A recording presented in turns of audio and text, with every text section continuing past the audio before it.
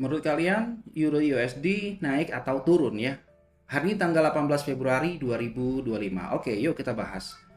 Kalau kita lihat pergerakan harga yang terjadi pada acuan dari time frame H4, kita melihat di sini bagaimana harga membuat sebuah pergerakan, membuat lower low di sini, kemudian market membuat higher high, lalu market membuat higher low, lalu harga bergerak naik dan saat ini ya sepertinya harga belum mampu melakukan breakout terhadap wilayah dari area swing high-nya. Oke, bahkan kalau kita menggunakan pendekatan dari moving average saat ini menggunakan 4 periode, menggunakan EMA 213,490 dan EMA 200, bagaimana harga sekarang sudah bermain-main di atas dari semua EMA-nya, akan tetapi memang harga belum mampu melakukan breakout terhadap wilayah dari area resisten. So, what next untuk next plan berikutnya untuk melihat pergerakan Euro USD? Oke, untuk melihat pergerakan secara utuh the whole story-nya, maka saya biasa menggunakan acuan dari time frame yang lebih besar, yaitu menggunakan acuan dari time frame monthly.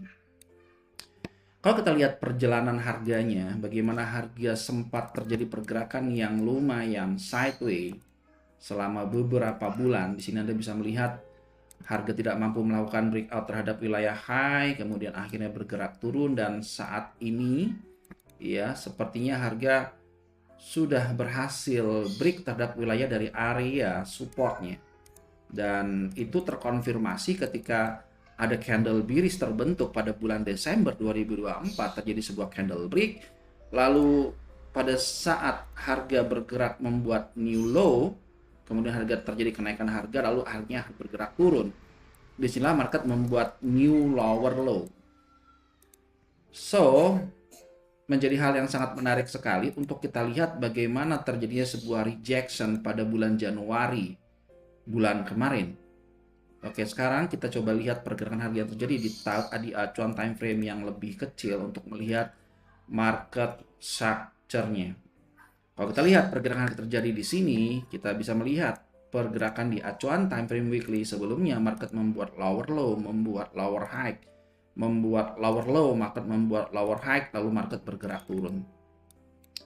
Yang kita lihat pada bulan Januari itu adalah high tertinggi dari bulan Januari, itu merupakan sebuah wilayah dari sebuah resisten yang sepertinya gagal untuk melakukan breakout terhadap wilayah dari high-nya. Kalau kita gunakan Fibonacci retracement, maka Anda bisa tarik dari high terhadap low, maka kita bisa melihat harga reject pada wilayah dari 78,6. Yang cukup menarik di sini adalah market tidak mampu melakukan break lower low di sini. Nah, disinilah menjadi sebuah kata kunci, menjadi sebuah hal yang perlu kita tanya, kenapa tidak mampu membuat new lower low. Disinilah terjadi sebuah ketidakmampuan harga untuk membuat tren bearish berlanjut. Bahkan kita bisa melihat beberapa minggu kemarin ya terjadi sebuah candle signifikan dimulai dari awal Februari, harga tidak mampu break terhadap wilayah dari area swing low-nya, kemudian diikuti dengan candle signifikan di minggu kedua, dan saat ini kita sedang masuk dalam fase minggu ketiga. What next untuk minggu ketiga yang yang terjadi pada harga saat ini? Kembali kepada high yang ada di atas, maka ini kita bisa gunakan sebagai referensi, sebagai acuan yang kita bisa gunakan sebagai high tertinggi yang pernah terjadi pada bulan kemarin, yaitu pada bulan Januari. Kemudian ini adalah low terendah pada bulan Januari.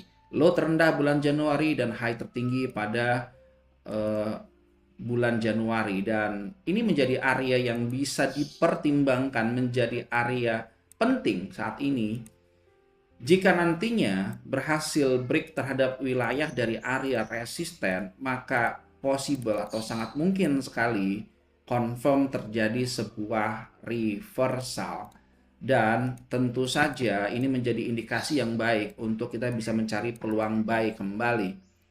Bahkan kalau kita gunakan di acuan time frame, Anda bisa lihat contoh di sini, ini adalah candle imbalance. Bahkan kita bisa gunakan ini sebagai wilayah dari area fair value gap. Ini adalah sebuah titik resisten yang di break menjadi area yang cukup menarik di area harga di 1.04424. Kita coba lihat di acuan time frame yang lebih kecil.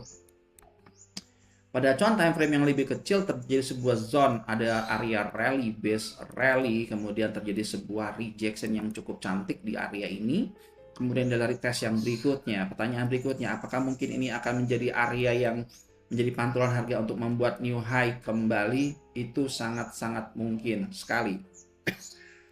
Tetapi satu hal yang perlu kita garis bawahi di sini bahwa harga faktanya belum mampu breakout dari high bulan Januari. So, jika saya suruh memilih untuk melihat peluang di Euro USD saat ini, maka saya akan lebih kecenderungannya untuk menunggu terjadinya konfirmasi break terlebih dahulu high bulan Januari dibandingkan untuk masuk buy pada area saat ini. Walaupun mungkin bisa saja Anda bisa melakukannya jika Anda adalah tipikal trader yang agresif. Tetapi pertimbangkan juga bahwa biasanya Euro USD ini yang merupakan pair yang bervolatilitas cukup besar akan cenderung bergerak di sesi London dibandingkan di sesi Asia. Saya menganjurkan Anda untuk menunggu dengan sabar saat sesi London di hari ini di tanggal 18 Februari untuk masuk melakukan posisi buy. Karena sepengalaman saya, sesi Asia sangat kurang menarik jika Anda trade di Euro USD, kecuali Anda trade di pair USD Yen, Euro Yen, atau GBP JPY. So, untuk Euro USD ada tendensi, ada kecenderungan harga akan melakukan breakout terhadap sebuah resisten. Akan tetapi sekali lagi perlu menunggu sesi London untuk memastikan apakah nanti terjadi break high atau tidak. Dan buat kalian yang tertarik untuk belajar bareng, kita punya sebuah website vtrader.id. Di sini kita memberikan servis gratis, teman-teman. Anda bisa mendapatkan kelas kursus gratis, ya, cocok banget buat pemula. Anda bisa mendapatkan sertifikat khusus gitu ya. Dan Anda bisa langsung mengunjungi website course.vtrader.id. Di sini Anda bisa banyak belajar tentang banyak hal ya. Untuk pemula Anda bisa belajar mulai dari kelas dasar, panduan lengkap dari nol untuk pemula meraup cuan dari pasar forex, kemudian sampai kepada platform forex yang digunakan. Cocok sekali buat kalian yang baru banget belajar, dan mungkin buat kalian yang ingin tertarik belajar secara detail, kemudian benar-benar dari nol sekali, Anda bisa langsung aja login to enroll, atau Anda bisa daftar gratis. Ada 6 kursus yang Anda bisa dapetin semuanya secara free. Join sekarang 100% gratis. Klik link di bio atau klik link di bawah. See you guys, sampai video berikutnya.